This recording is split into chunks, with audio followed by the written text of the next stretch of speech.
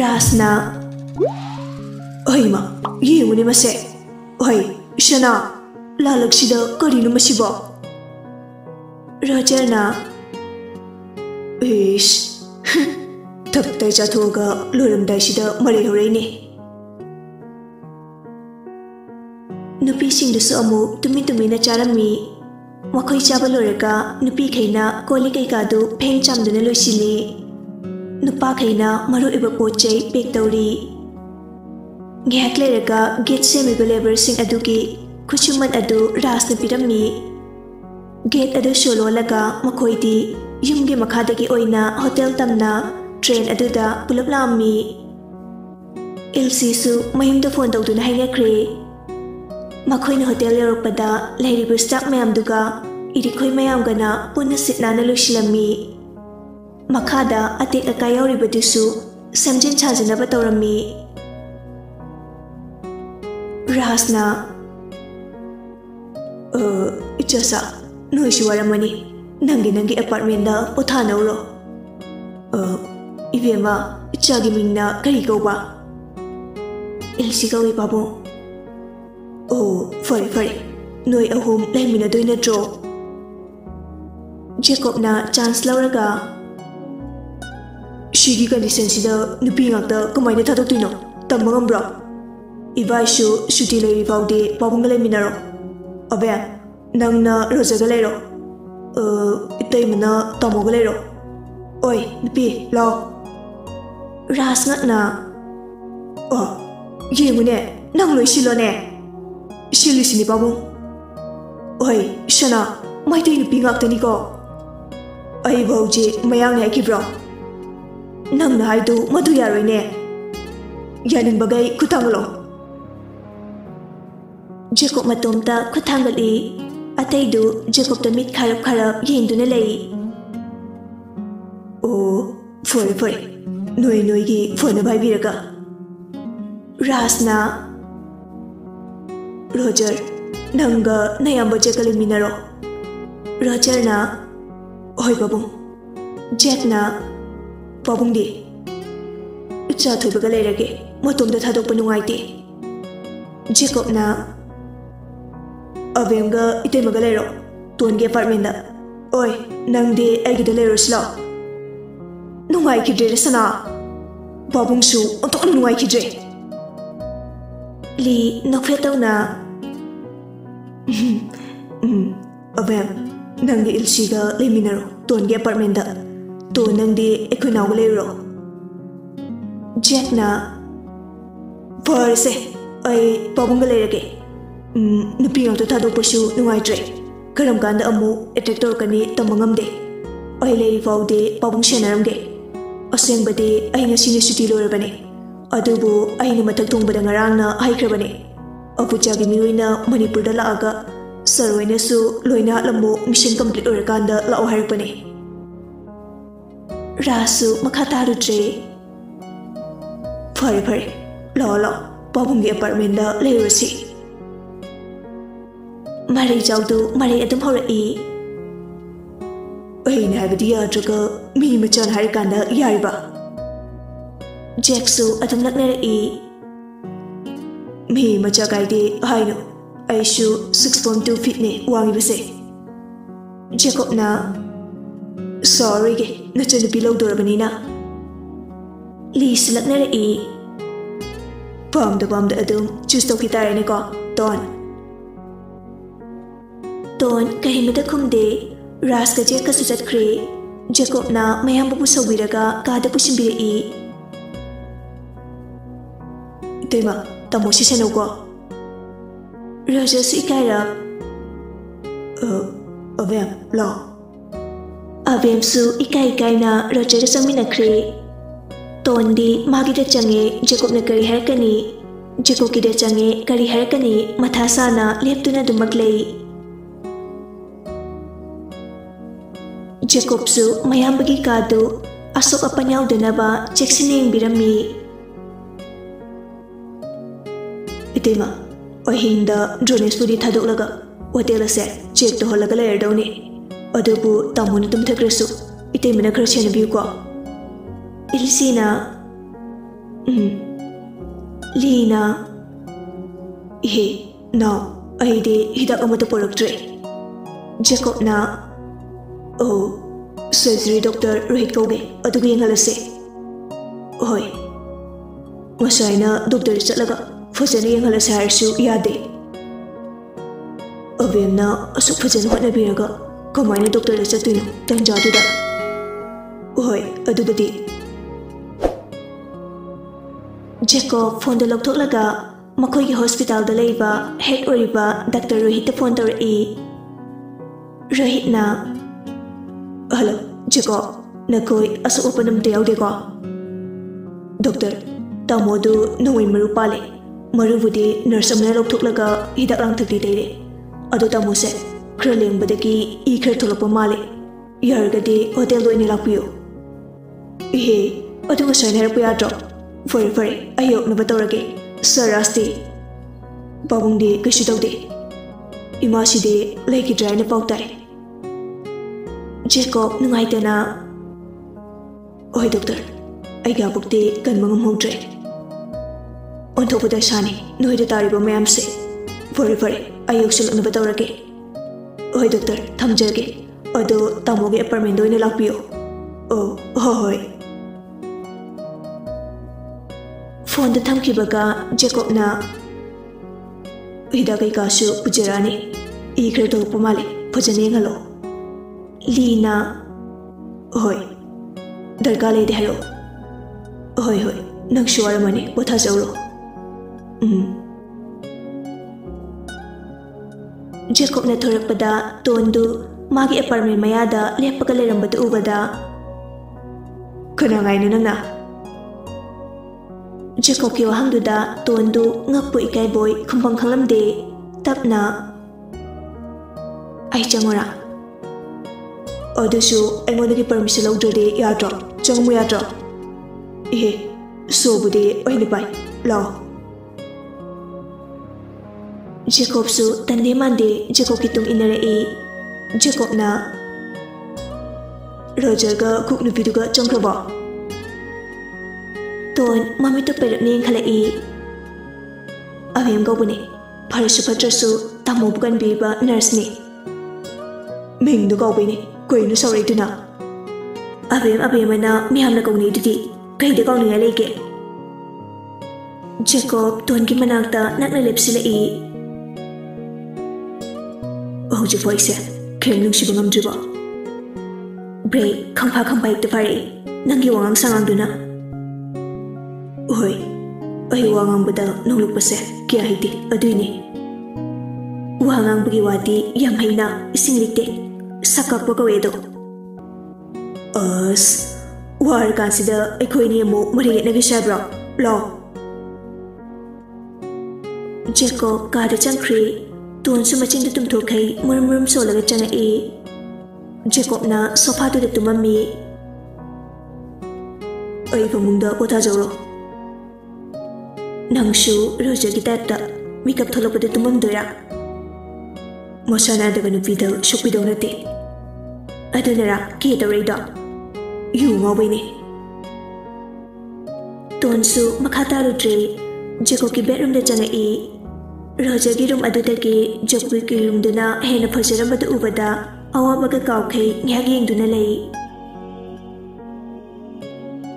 Ningthau machani na kasdi lore Mangga nungai do male Jacob phachang la E ton khambre khangna Ima kaino Jacob karimata haide upuda namla duna thong hangdora E dress mayam adudagi furit amaga hapin amaga lokthora puthore E hoi mai karim taramde thoki amu tona tanaraga thong lonjelani koide kai awar pa lawdoba lawjaho Jacob na Najunia Shendana Hoi Shomanam Chiamani Nayagado Shendola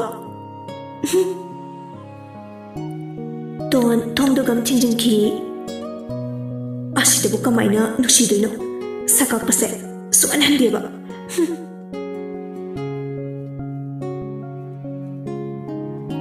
Jacob di Tumlandai Duda iruga sengna lutholaga yu glass ani muk thaklaga sofa tu tum khri ngihak leraga tonsu tapna thongda hanglaga washroom de changkhri tonsu maida ta thokcharamni Jacob ki brush ahanba mayam dudagi amo lakthoklaga machinga sengna sengdoklammi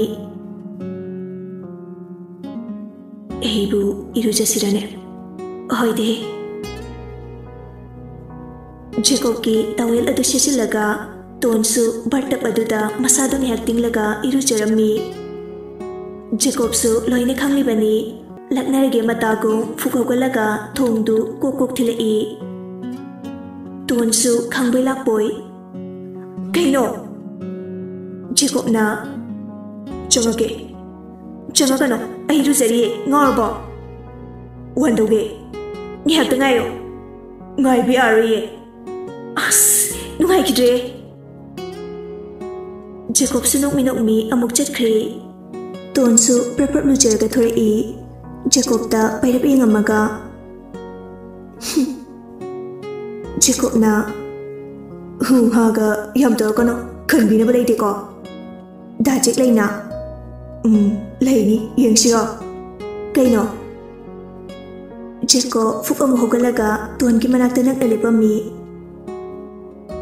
yengsiro navungna khanbala frana kaino yengdibo oini chitloba chitwa sada kanduan to kono adoidi usitawda to kono nang usitabadi abra hoi yai aina usitabadi yai mi na ingon usitabadi yaroi adudi mi phataba kowe mi afobana kadai bu gobuge nang ngam japonde tum jawrage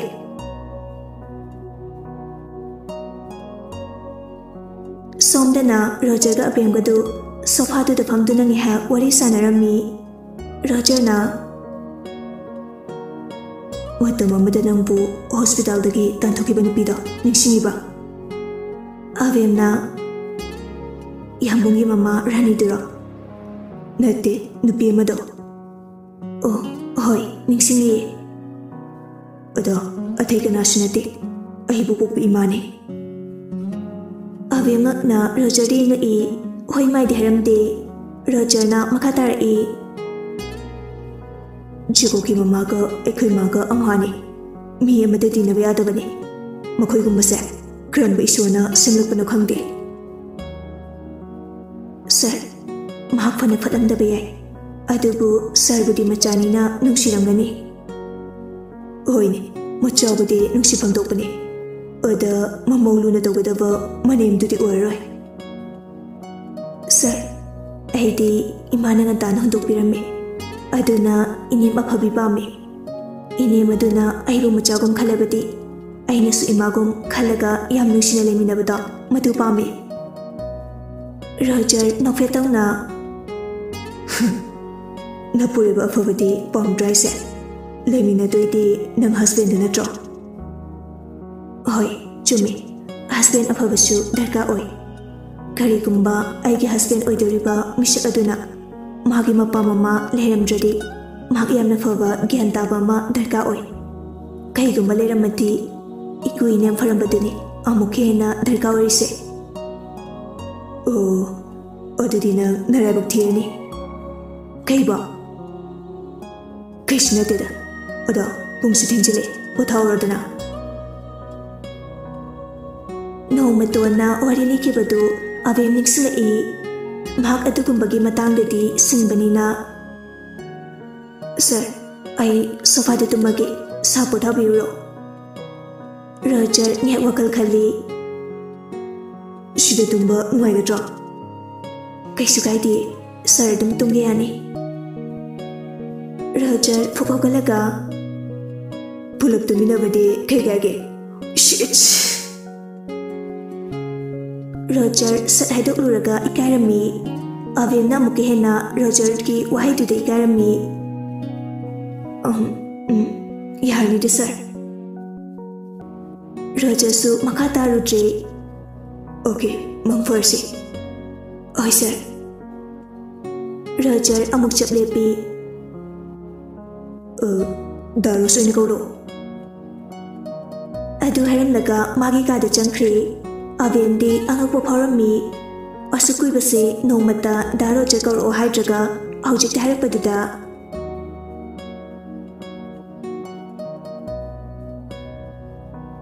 ꯁꯣꯝꯗꯅ ꯂꯤꯁꯨ doctor ꯂꯥꯛꯇꯨꯅ ꯅꯤꯡꯊꯤꯅ ꯂꯥꯌꯦꯡꯕꯤꯔꯝꯃꯤ꯫ ꯆꯥꯒꯗꯕ ꯍꯤꯗꯥꯛ ꯂꯥꯡꯊꯛ ꯄꯨꯝꯕ ꯗꯣꯛꯇꯔꯗꯨꯅ ꯄꯨꯔꯛꯇꯨꯅ ꯄꯤꯖꯔꯝꯃꯤ꯫ ꯔꯣꯍꯤꯠꯅ ꯆꯦꯛꯁꯤꯟꯅ ꯂꯩꯌꯨꯀꯣ, ꯊꯝꯕ ꯉꯝꯗꯦ꯫ ꯂꯤꯅ ꯑꯣꯏ ꯗꯣꯛꯇꯔ, ꯅꯔꯁ ꯑꯃ ꯂꯩ ꯍꯥꯏꯗꯥꯏ?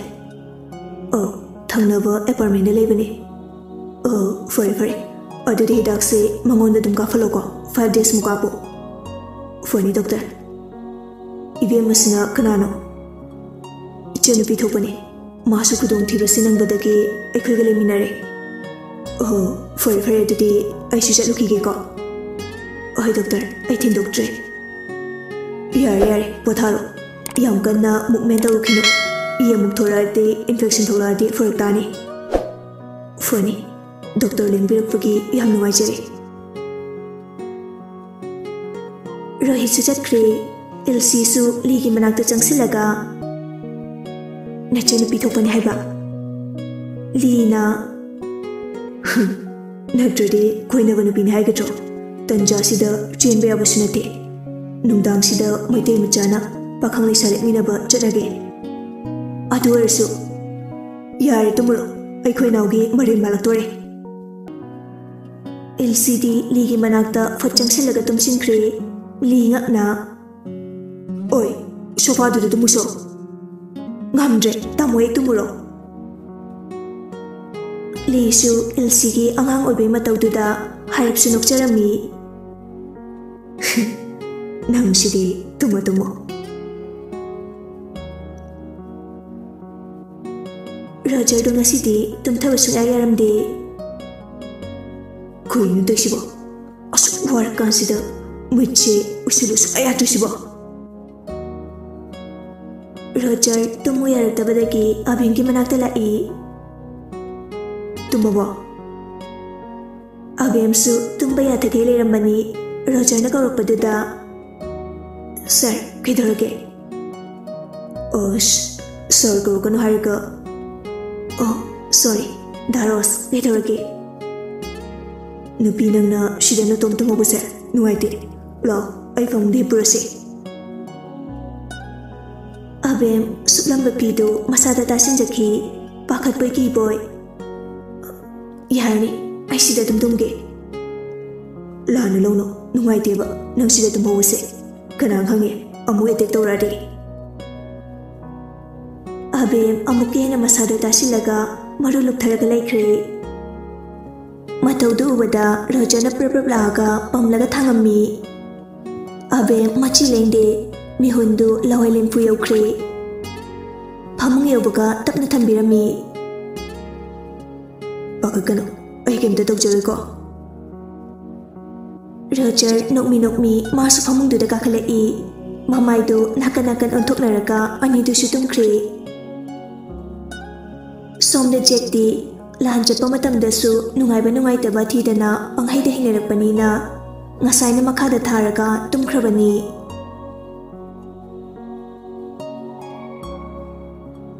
ꯅꯨꯃꯤꯠꯇ ꯍꯧꯈ꯭ꯔꯦ, ꯅꯣꯡꯉꯥꯜꯂꯦ, ꯃꯍꯩ ꯉꯟꯇꯥ ꯉꯟꯇꯥ ꯍꯧꯒꯠꯅꯔꯝꯃꯤ꯫ ꯇꯣꯟꯁꯨ ꯃꯁꯥꯗꯣ ꯍꯥꯏꯔꯞ ꯇꯦꯛꯊꯣꯛꯂꯒ ꯍꯧꯒꯠꯂꯛꯏ꯫ ꯃꯥꯅ ꯍꯧꯒꯠꯂꯛꯄꯗ ꯀꯩꯅꯣꯝꯃ ꯊꯦꯡꯅꯩ ꯍꯥꯏꯗꯨꯅ ꯃꯃꯤꯠꯇꯣ ꯄꯥꯡꯊꯣꯛꯂꯒ ꯌꯦꯡꯊꯣꯔꯛꯄꯗ ꯖꯦꯀꯣꯕ ꯇꯨꯝꯃꯒ ꯂꯩꯔꯝꯃꯤ꯫ ꯃꯗꯨ ꯎꯕꯗ ꯇꯣꯟ ꯀꯟꯅ ꯂꯥꯎꯔꯛꯏ, ꯏꯃꯥ!